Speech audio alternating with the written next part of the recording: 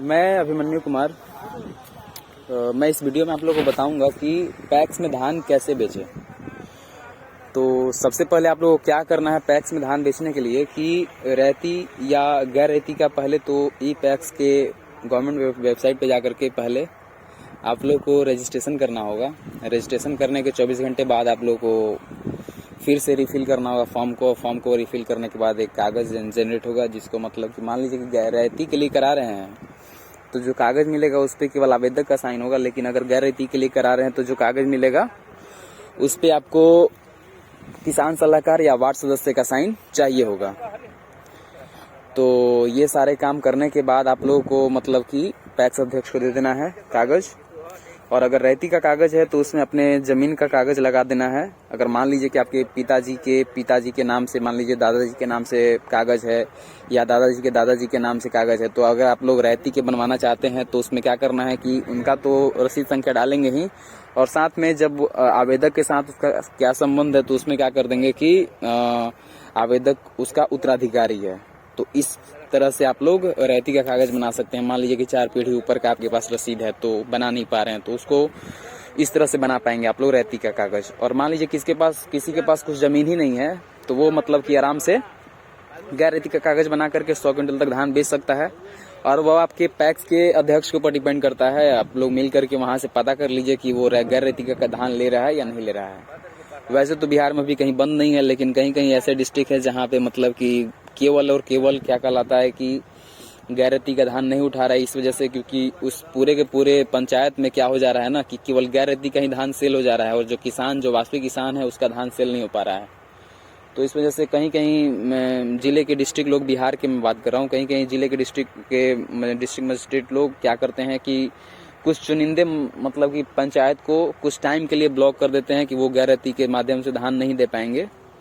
और इस तरह से करके वो लोग क्या कहलाता है कि जो रैती किसान है उनका धान उठवा लेते हैं। उसके बाद लास्ट में फिर मतलब कि उस प्रतिबंध को हटा लेते हैं ताकि गैर रैती में जो लोग बच गए हैं वो लोग अपना धान बेच पाए। ये देखिए मेरा ये धान है, धान की बोड़ी है, देख पा रहे हैं आप लोग।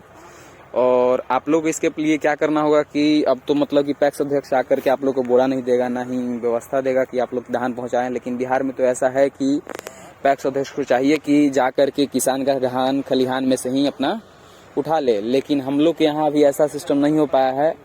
कुछ चुनिंदे मतलब कि जिनको लोग जानता है उनको से तो धान मंगवा लेता है, लेकिन जो बाहरी लोग हैं, जो मान लीजिए कि जिनका जान पहचान नहीं है या जिनके यहाँ से उनको वोट नहीं मिल रहा है, तो उन लोगों के साथ ये लोग ऐसा करते हैं कि उन लोगों को धान का पहले बोरी खरीदना पड़ता है। और बोरी खरीद करके 25 रुपए के हिसाब से ये बोरी आ जाता है। बोरी खरीद करके लेके आइए, ला करके धान को भरिए। धान को भरने के बाद क्या कहलाता है कि आपको खुद से सिल करके और मतलब कि ट्रैक्टर मंगाइए, उस पर लाद दीजिए और लाद करके आप लोग वहां पे लेकर के चले जाइए पैक्स अध्यक्ष से बात करके कि कहाँ पे धान को गिराना है। वहां पे लेके जाएगा तो वहां पे फिर से कांटा करेगा और कांटा करने के बाद वो क्या करेगा कि धान को भर करके और उसको धान को लेकर और अपने मतलब कि एथी में डाल देगा। और इस तरह से वहां पे मतलब कि वैसे अगर नियम से देखा जाए तो उन लोगों को कागज देना अनिवार्य होता है कि हम कितना धान दिए हैं पैक्स में। लेकिन आज के डेट में तो मतलब कि बहुत कम ऐसे किसान हैं जिनको मतलब कि कागज मिलता है वहां से कि हम इतना धान आपके यहाँ दिए हैं। और इसी वजह से क्या किया है बिहार सरकार की, डिजिटली वेरीफाई करने के लिए कर दिया है कि अगर मान लीजिए कोई भी किसान है गैर रैती के हो या रैती के, तो उसको अगर धान देना है तो उसका डिजिटली वेरीफाई कर दे रहा है ताकि आप मान लीजिए कि 20 क्विंटल 25 क्विंटल 30 क्विंटल धान दिए हैं तो उसी टाइम मतलब कि वेरीफाई वो कर देगा। और इस तरह से आप लोग को जा करके अपना धान पैक्स में बेच सकते हैं। और यही पूरा प्रोसीजर है जो मैं मतलब कि पिछले 2 साल से धान बेच रहा हूँ पैक्स में, और मेरा धान सही तरीके से चल जा रहा है। 48 घंटे के अंदर पैसा आप लोग को अकाउंट पे क्रेडिट हो जाएगा। धन्यवाद। आगे की वीडियो में मैं और भी बात करूंगा इसके बारे में जैसा होता है।